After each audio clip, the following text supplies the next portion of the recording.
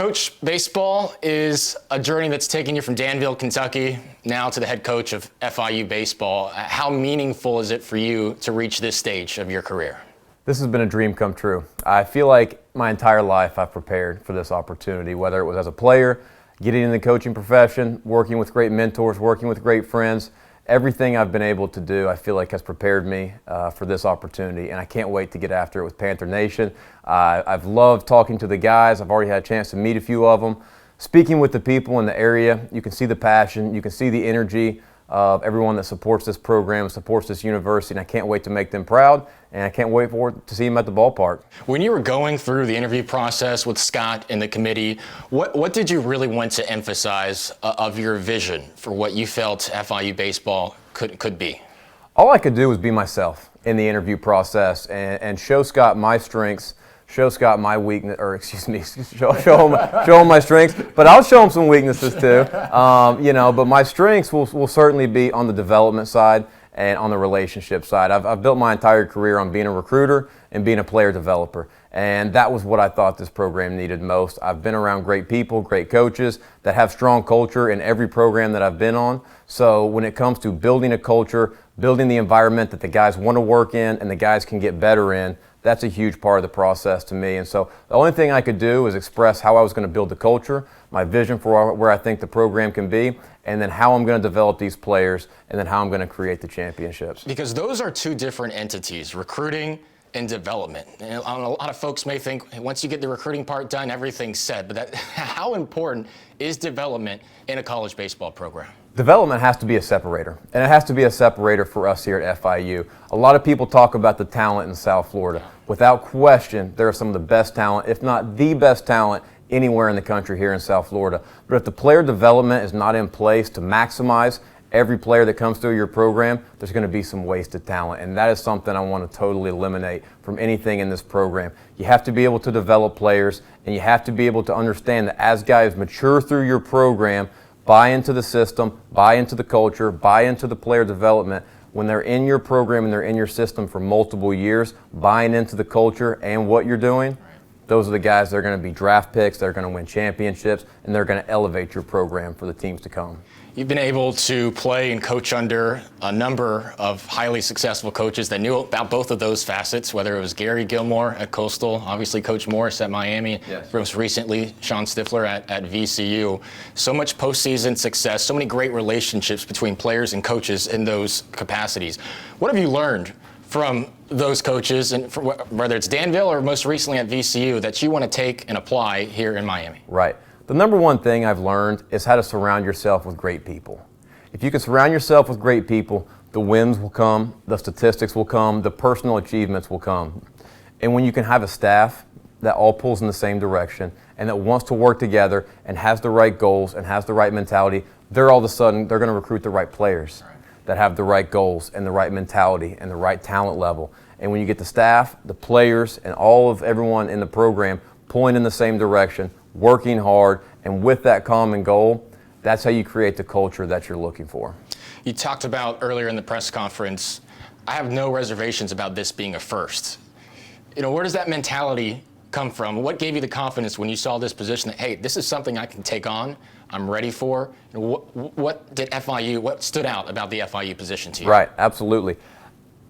I've always had a lot of confidence in myself, but I've also made sure to always be humble and to always appreciate and to always understand that we can get better. No matter what you're doing, where you are in your career, we can always get better. But my confidence came through my preparation, and that's something that I want our team to understand, is that confidence comes through your preparation. And so if you've prepared for something and you have the skill required in order to accomplish that goal, no matter what it is, regardless of if it's the first time you've ever done something or the millionth time you've ever done something, you won't be nervous. You'll be prepared and you'll be ready to execute because you've put in the work, you've put in the preparation, and through that will come the confidence you need.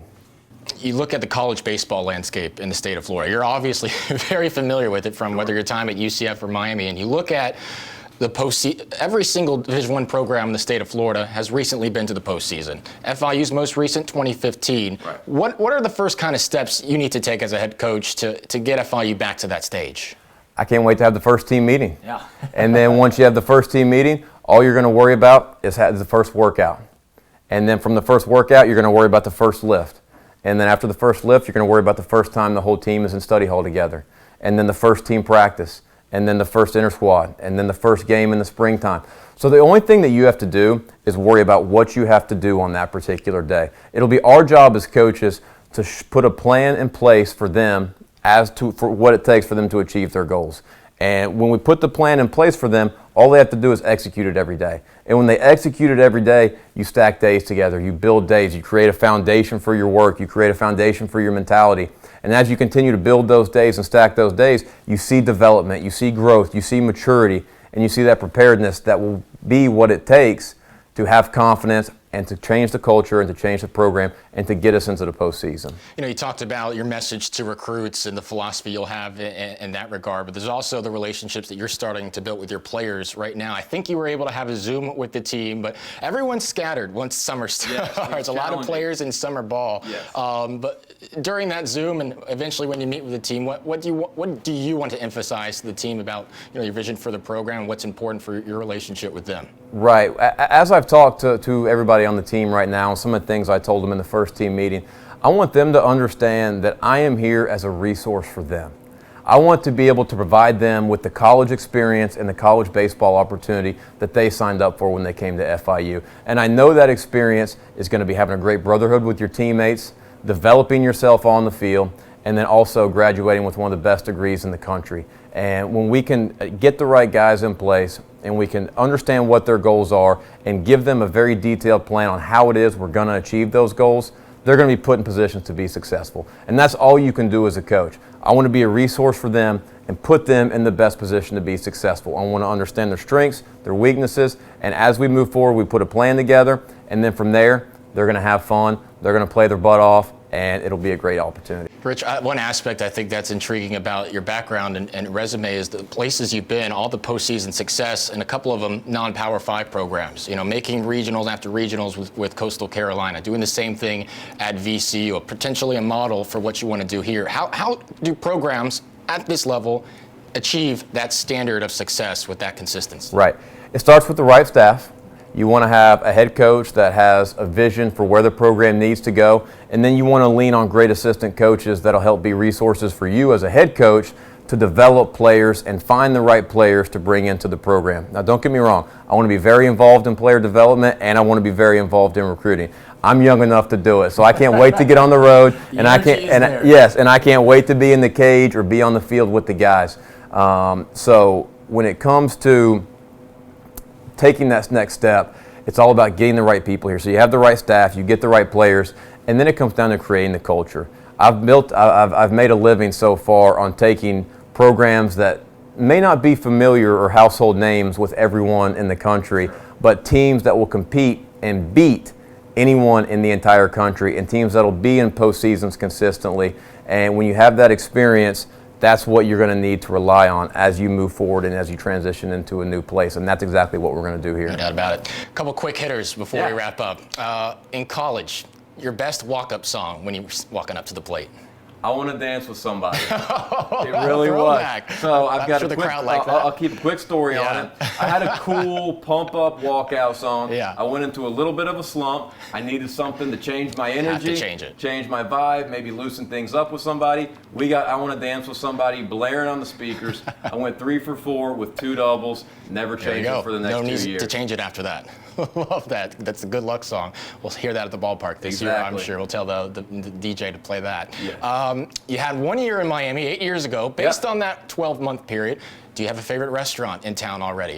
You know, it's funny you say that. My wife and I flew in yesterday morning, got to check out some local houses and see some areas. Yeah. And the first place we wanted to go to was Monty's down in Coconut Grove. So you can't beat being on the water. You get some good food. It's a great spot. And you get to have some fun with cool people. That is the correct answer to that open hypothetical. Yep. Coach, Rich Witten, we're glad to have you here. Congratulations on the position. Thank you very much. Excited to get going.